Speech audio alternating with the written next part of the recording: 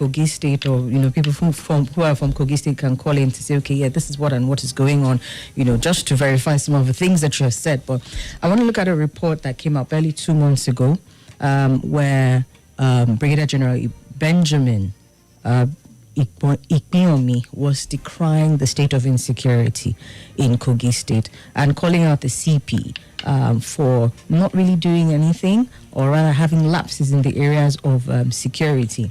He said that the state of killings and kidnapping in the state were really, really bad. And so I want to find out what the administration is doing to address insecurity and kidnappings in the state. Well, while I wouldn't want to join issue with the security experts whom you just quoted in matters of security, but I would beg to disagree with that report based on the fact that we are on ground and we know exactly what we're doing to tackle insecurity in the state.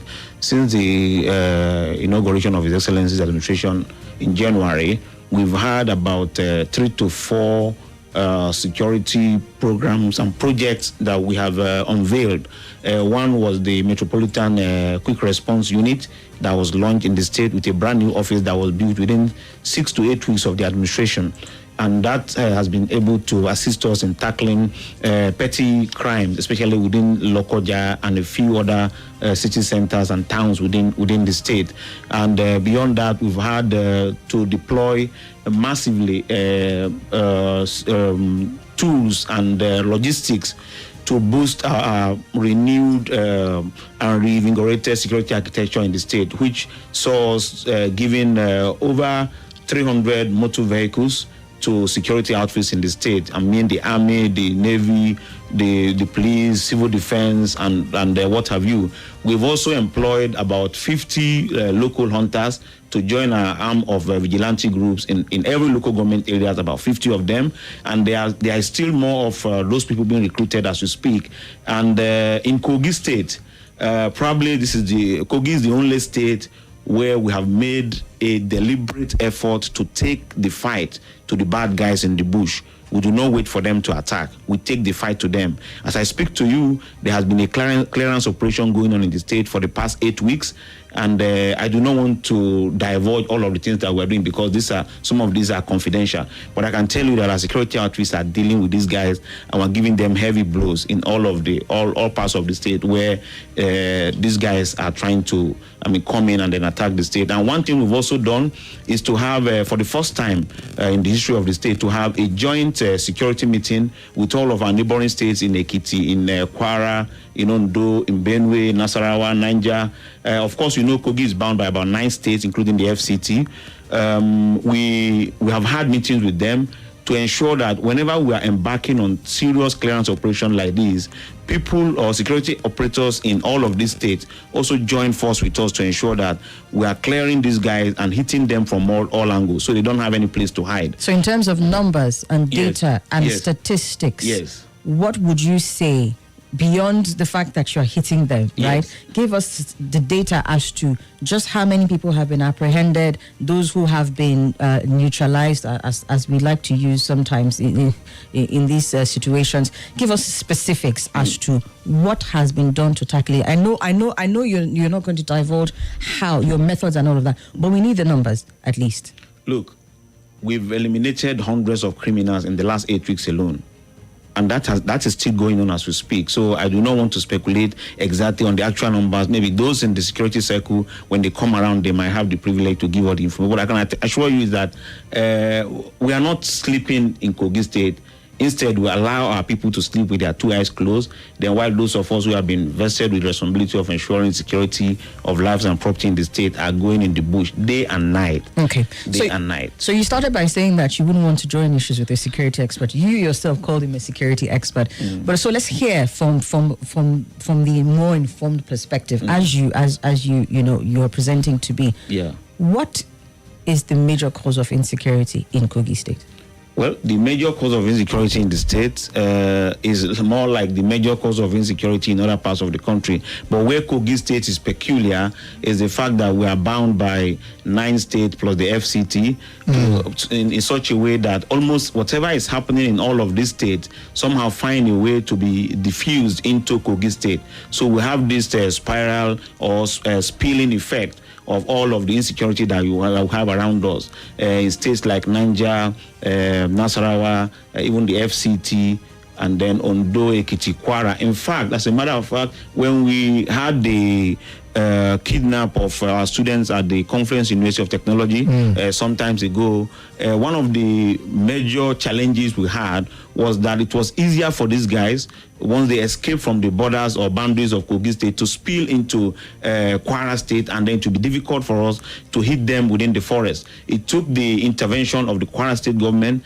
and, of course, the National Security Advisor and the military to ensure that we are not only trailing them on foot and on motorbikes. There was also some kind of area support to ensure that we're able to smoke them through the forest, and then got most of the students released.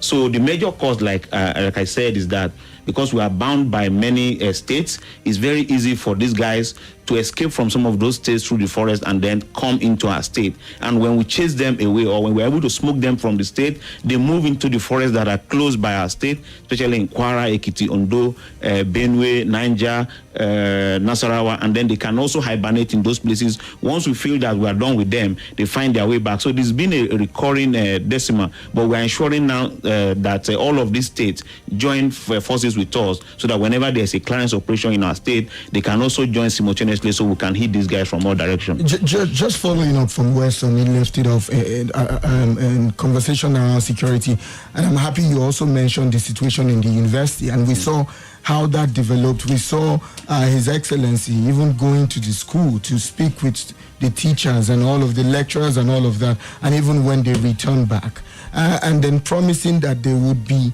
a level of security command in that area.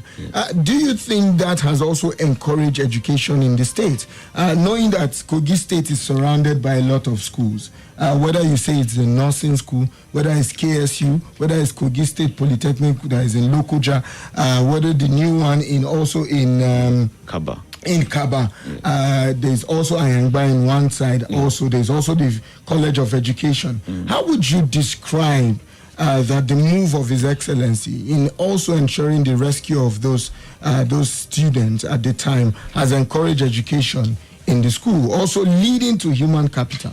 Yeah, you know that the people who are not happy with the progress we are making in Kogi State in terms of education will always want to bring up measures to dissuade and discourage our people. You recall that under the last administration, Kogi State was the only state on record to have established 2 universities within 4 years. Yes. And those 2 universities are functioning well. They've had all their courses accredited. Some of them have over 50 courses now running, particularly the one in Osara. The one in Kaba, I think, has over 28 courses now running. And they have just admitted their second set of students. The one in Osara just graduated. A set of their students as well. So there's a whole lot that is happening. Coming back to your question, the move by His Excellency to ensure that those students that were abducted were rescued was very reassuring for both the parents and other stakeholders in the state, to the extent that the population of the Conference University of Science and Technology, Osara, has not been affected by what happened to those our students. Instead, we've witnessed more increase in the number of students. They just got approval to start their law program and their medical science program as well. So that has really gotten a lot of influx of students, almost doubling the number that the school had before that incident happened. Generally speaking, what we learned from what happened in the university is the fact that we need to improve more on the security situation around our campuses. And our Safe School initiative has been boosted by that measure, to the extent that almost all our high institutions now have a proper security architecture in place, both physically and the ones that may not be visible to people. But somehow, as we speak, all our schools are put in a platform where we can monitor them from everywhere in the world. And that ensures that there can be a level of quick response whenever there is any breach of security. We have also commenced the perimeter fencing of all the schools. I think the one in Kustek, where that incident happened, has just been completed a few weeks ago. We've done perimeter fencing of over 100 hectares of the school land. So, and then that is also happening simultaneously in all our high institutions in the state. Even the secondary schools, we're also paying a lot of attention to security of lives of all those students. And we've also established a database of all students that are in our educational institution, from primary to secondary to high institution, in such a way that there can be a roll call of students whenever there's any incident that we want to ensure that all the students we have are present on campus or are in school, and to ensure that if anybody is missing, we can have a way of being able to track and trace them and then recover. Let's go for a quick break, and when we come back, we'll talk about Zaria Agi, the international airport, and also talk about the airstrip, some level of revitalization, because some people are also saying, if you're talking about federal government approving an international airport for Kogi State, how about the airstrip? What is going on with that project, and where are we with that project? Also linking back to what Somi was saying about security of that particular area, the Zaria Agi area, and also the expanse. And what will this be for Kogi State in terms of economy? Will it put it on the map of the economy as it's supposed to be? And there's also conversation about dredging for Kogi State, but we will leave that aside and look at Zaria Agi, the international airport, and what is going on with the airstrip. You should have some information to share with us on that. Abuja, let's go on a quick break, and we'll be right back after the break to speak with the special advisor to the governor on media for the executive governor of Kogi State. Stay with us, we'll be right back.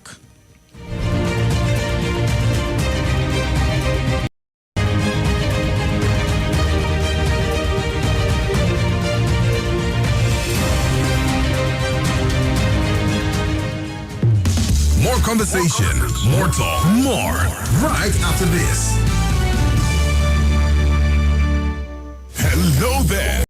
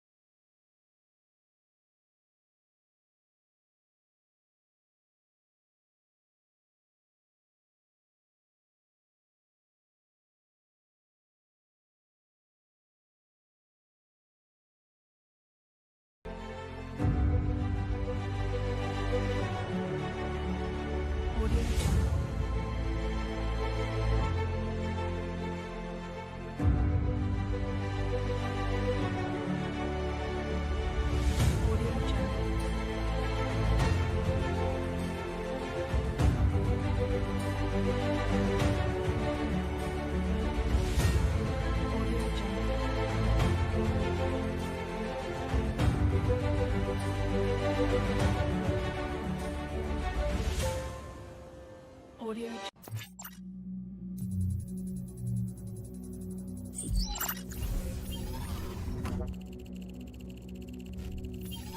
Connection established.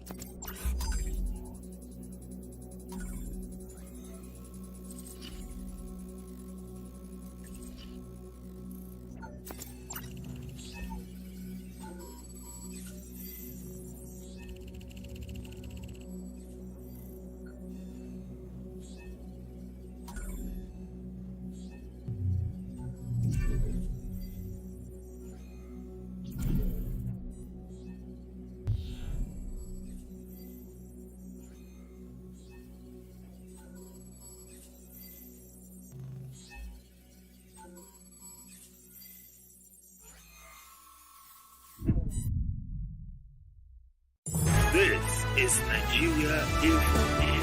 Nigeria Info.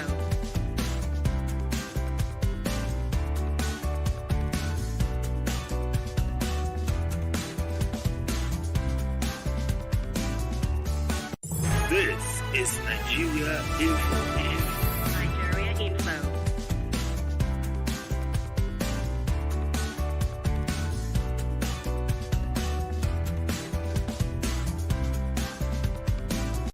This is Nigeria Info. Nigeria Info.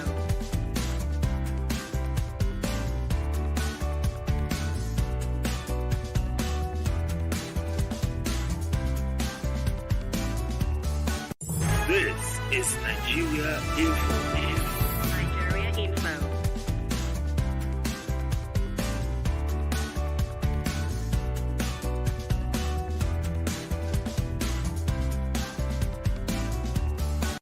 This is Nigeria Info. Nigeria Info.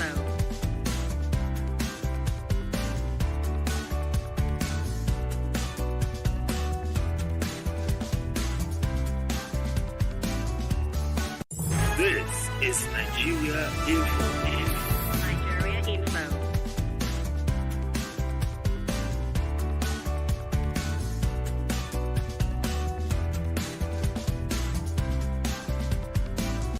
This is Nigeria Info. Nigeria Info.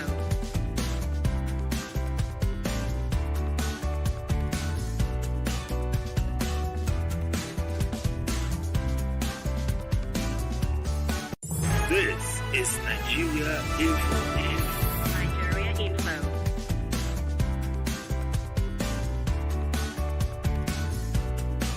Access to all the top stories and more.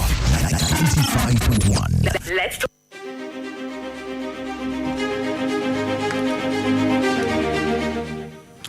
All right, welcome back. It's 10:30 Nigerian time, and here we go. We're talking about Zaria Gide International Airport that was just approved by the federal government to Kogi State to commence an international airport. But there's also conversation about the airstrip.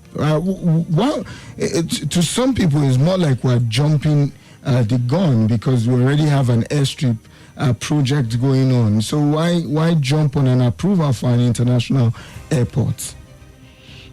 Yeah, what was approved is actually an upgrade and revitalization of the Zaria airstrip to an international airport. Okay. So it's not as if we're abandoning one for the other. Okay. So it's the same project that we're going to upscale and revitalize and ensure that it meets the standard that is expected by the Federal Ministry of Aviation and Aerospace Development. So before now, the Zaria airstrip and the move for it to be converted to first a cargo airport. That was the original idea that was mooted. Yes. And then many years ago.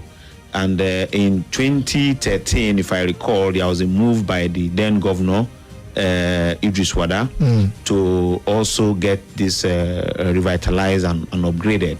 But unfortunately, the government could not keep pace with maybe the requirement at the time under the presidency of Goodluck Jonathan. So, but when the new administration came in, there has been proposals before His Excellency, the Governor of the State, Elijah Ahmed Usman Ododo, to ensure that we expedite action on that proposal that has been before the federal government long before now.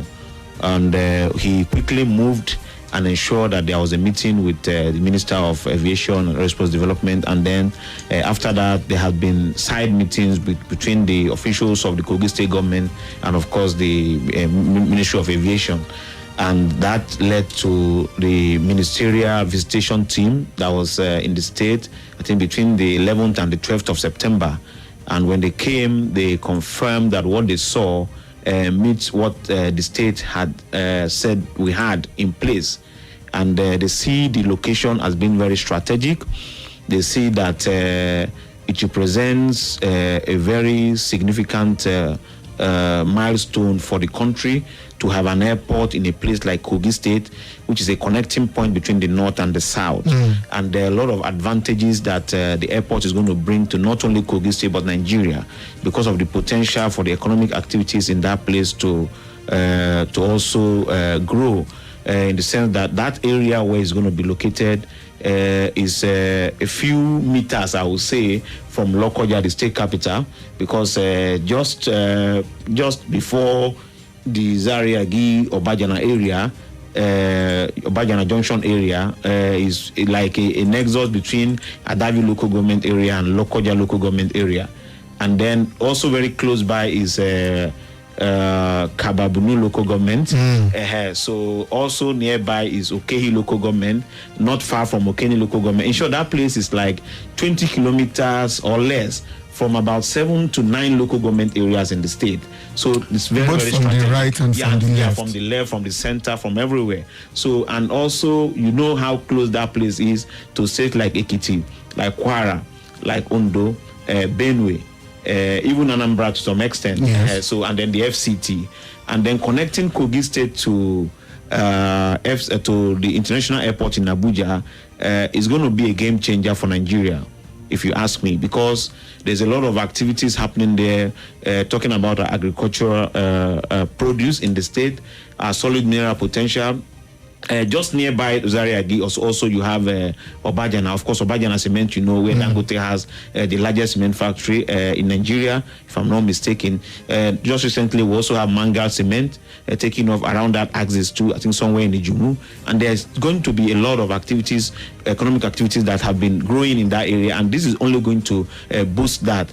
The multiplier effect in terms of economic, social, and other ancillary benefits of that airport cannot be discussed in a show like this. It's going to take us time if we want to distill all of the advantages that. But it's also important to mention where does the employment figure lies for the people of Kogi State? Because if you look at where we're coming from in terms of Kogi State and the economy and the unemployment, I mean, one place that would have absorbed a lot of people in the Kogi employment stream is the Ajaokuta Steel. But yes, we understand that is also a developing conversation. But for this Zaria-Gi, which is also a speed, because I see that the executive governor and his administration want to do a speed on that because of the economic viability.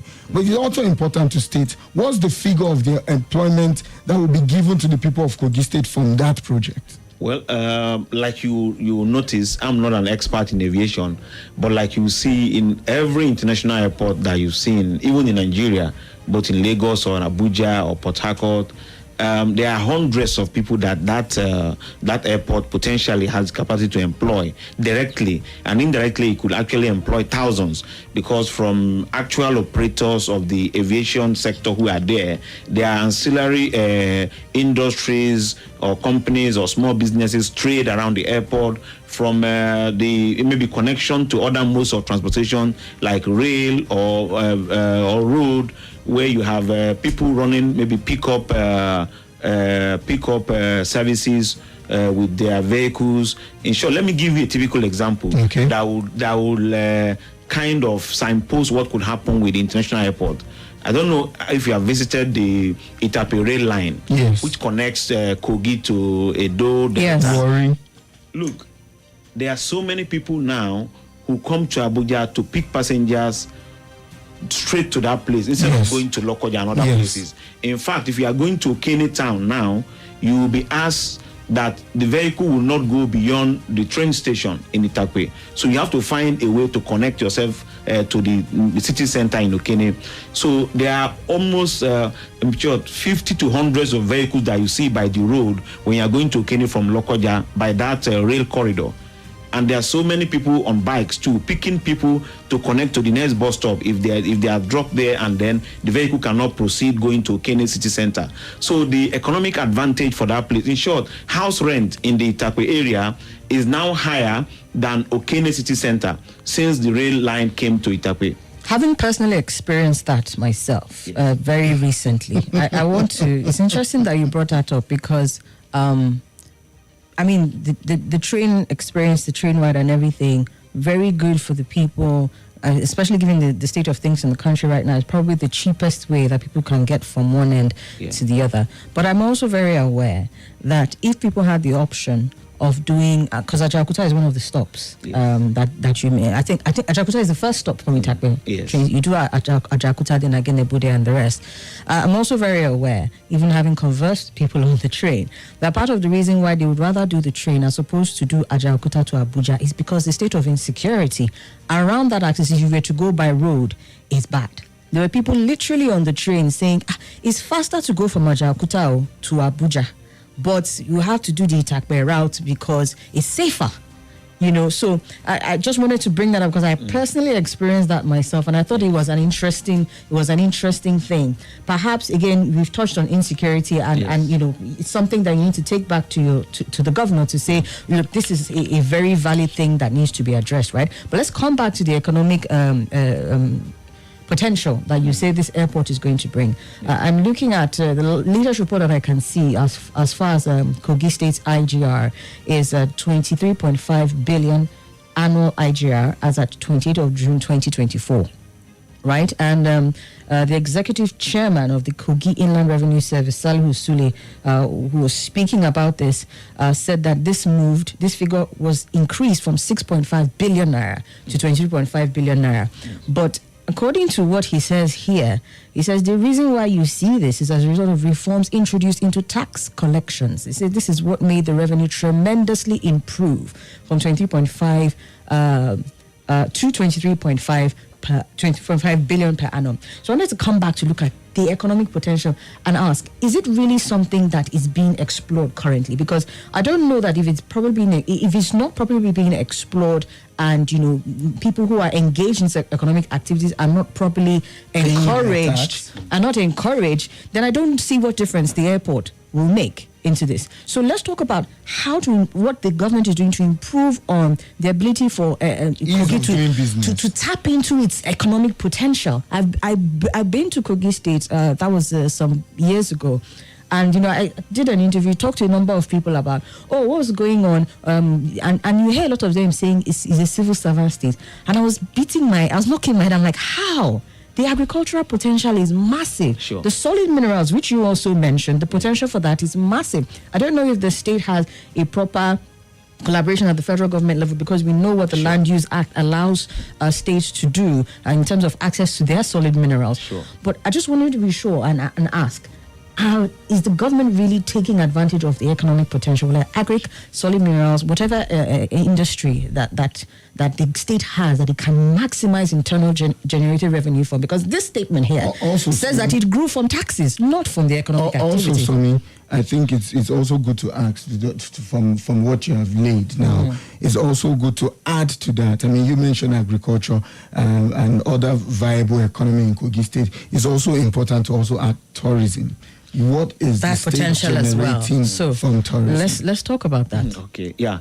Find the information from the KGIRS on the increase in taxation. Actually, our target is to make sure we take it to up to 50 billion. I saw that. Yes, so and that is good. That is very, very attainable. I want to also say that you cannot tax people who are not economically active. So what you've seen in that growth is actually a reflection of the increase in the economic activity that's taking place in the state, which may not be visible to some other persons. But for those of us who are on ground, we see it every day. We see a lot of investors coming to the state. Back to your question on what we are doing to improve economic activities in the state, I think about 4 months ago, yes, His Excellency signed up to 7 bills into law. And those acts, one of them is the establishment of a solid minerals development agency, which has taken off already. We have applied for 7 licenses to be able to partner with investors to begin to explore mineral resources in the state, despite the understanding that mineral exploration is on the exclusive list but there are some concessions being made now by the federal government encouraging states to participate in the exploration of mineral resources in their state. Okay. You've seen that demonstrated in Nasarawa State with the establishment of a gold mining company there, and similar thing is about happening in Kogi. I don't want to let the cat out of the bag yet, but very soon we'll see investors who have already demonstrated interest in investing in our solid mineral. Some of the licenses we applied for have been approved by the federal government, and those investors are coming fast and furious, and they are curious to see areas where they can invest. And Kogi, under His Excellency the Executive Governor Alhaji Ahmed Usman Ododo, is openly pro-business. We are very open for business, and we are inviting investors from all over the world to come invest in the state, and that we are going to see that happening very, very soon. Already some investors have really keyed into what we are doing in the agricultural sector. There is an agricultural hub that has been created around Opake in the Jakuta local government area. It's a greenfield in a partnership with the World Bank project, and that's a massive investment. I think that over 1,000 hectares have been approved for that already, and that is going to come on stream. We are creating processing companies, agro-processing companies in the 3 senatorial districts of the state, one in Alape, one in Abuja area, I think one in around Ankpa or so. So all of those things are going to come to stream to ensure that we scale up our agri production in the state. Just recently, about 3 weeks ago, we flagged off the construction of about 65 kilometers of road that's connecting most of our agricultural production hub in the state, from Obajana to Uro to Aku to areas in Osara to Atami, up to Ajakuta, down to Ankpa in Kogi East. So connecting all these 3 senatorial districts in the state. So this move is intended to ensure that we can easily move our agricultural produce from where they are produced to where they are required. So this access to market that we're doing is also ensuring that the 76 farm clusters that the government has established in the state, which is already employing over 10,000 farmers in the state, we ensure that all of the produce that will come from these farm centers do not get perished and wasted in the farm. Also, government has also offered to become the sole off-taker of most of the agricultural produce that will be coming from this state. In case we do not find people who are coming to take them off, government has offered to off-take some of these things and then channel them to all these processing facilities that we are creating in the state, thus ensuring that we can push forward our agenda for food security and food sufficiency in Kogi State. That is on agriculture. In terms of solid mineral, like I was saying before, we have investors now who have shown interest in exploring our limestone. We have large deposits of limestone. In fact, in Kogi State, we have 29 plus of some of the most viable solid minerals you can find in this country, and all of them are in large commercial quantities, from gold to limestone to columbite to iron ore to all of those. Okay. So, and in the next couple of weeks, we'll have a big investor who is going to also start a major cement factory in Kogi State. This is something that will be a big news in the next few weeks. So there's a whole lot that is happening with respect to what we are doing to ensure that we develop the economic potential of our people in the state. Okay. So before you also go on to answer on tourism, yes, I mean, you have talked about some of this economic development, and then I'm concerned about the human capital and the people, which you spoke about earlier. yes. But this is my message to you, to the executive governor, especially in terms of our Zariagi airport and also even some of this cement factory.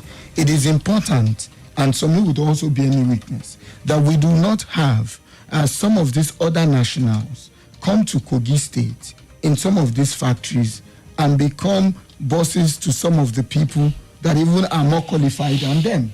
For example, we have seen in the industry, even in the solid mineral industry, I mean, as far back as Zamfara, as I speak to you today, you see some Chinese nationals there.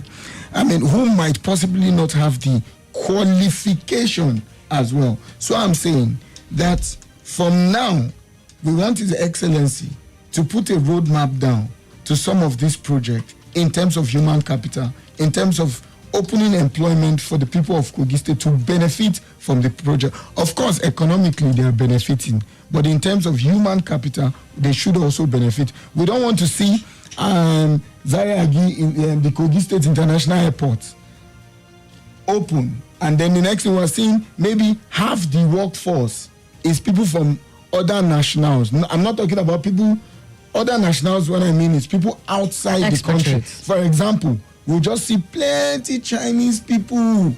We'll now see small few people, either from the Kogi area or from any part of all our neighbors in Kogi, like Enugu, Anambra, Kwara, Niger, Ekiti, Ondo, and all of that. So I think it's a conversation we need to start having from now. Sure. That the clear roadmap for human capital in some of the economic activities in Kogi State.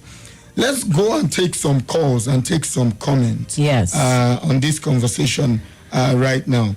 And Kashim Isah Adaji from Maraba in Nasarawa says, the escalating insecurity in Kogi State, particularly in the Oganenegu, yes, in the Kina local government, demands urgent attention. It talks about headsmen, kidnapping, banditry, threats to livelihood and security. Okay, and there is one message here. Before you get to that one, let me take this one. Yes, that's the message. Is that it? Okay. Yes. So this message, this is what I will do with this message. Okay. Godwin, you will send me your email. I will make sure that the essay to the governor gives me his email. This message, I am interested in this message, and I know that Mr. Ismaila will do something. I know him. I know what he can do. You can read it out though. Yes, he spoke about his mom. Yes. You can read it, but you no need to answer. This is what you will help us take back home to solve this problem. Okay. He says, my name is Godwin Shubiojo, Sani from Lube Airport Road. My mom worked for 35 years as CHEW in the PHC in Ida and retired in 2015. Her pension was supposed to be 149,000. She received her full pension for only 4 months before the quarter's salary started by His Excellency Yahya Bello. Her gratuity was not paid after she went to Lokoja several times to process the money, and none of the arrears was paid to her before she died 15th February 2021. Not to talk about the arrears. The arrears held during her active days in service. She was always hoping and praying that her money would be paid to her before she went to heaven. Honorable Advisor to His Excellency, I know this is not your office, but please, what would you advise that we do?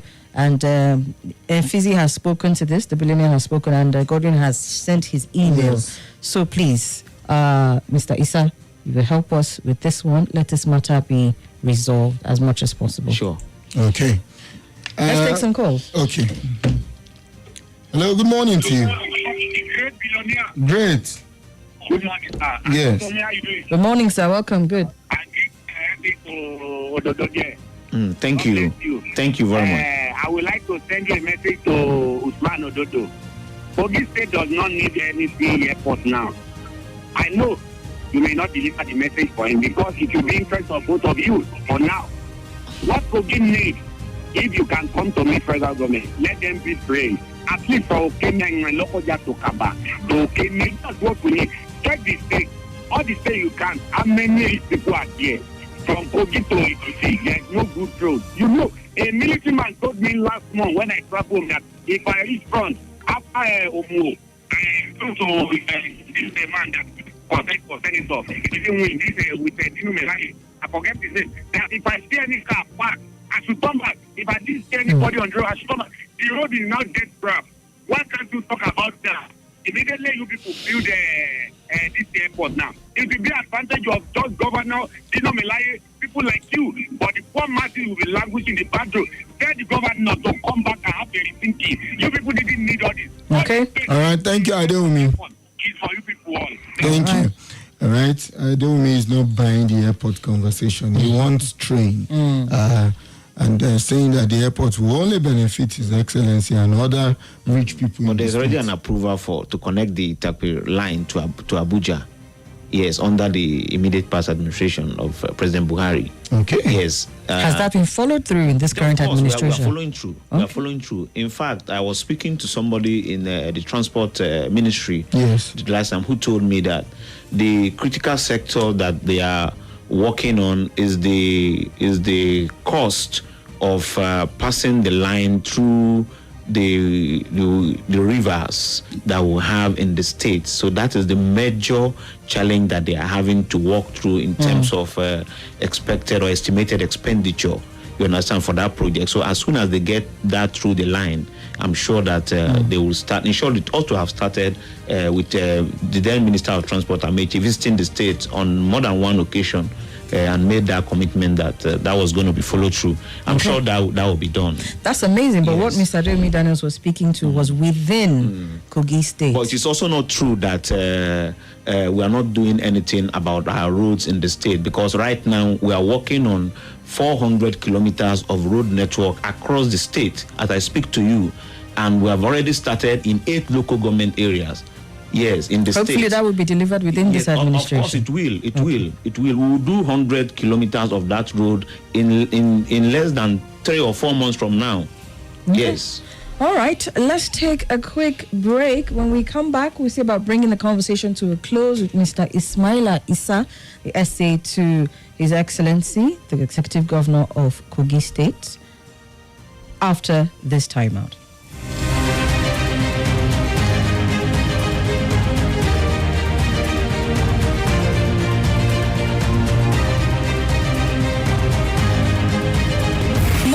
And information coming up. We'll be back in a moment. It's so good to win in the... This is Nigeria Info.